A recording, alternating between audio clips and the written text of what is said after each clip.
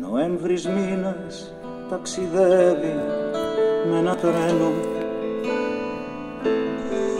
Αθήνα, Λάρισα, ωραία Θεσσαλία.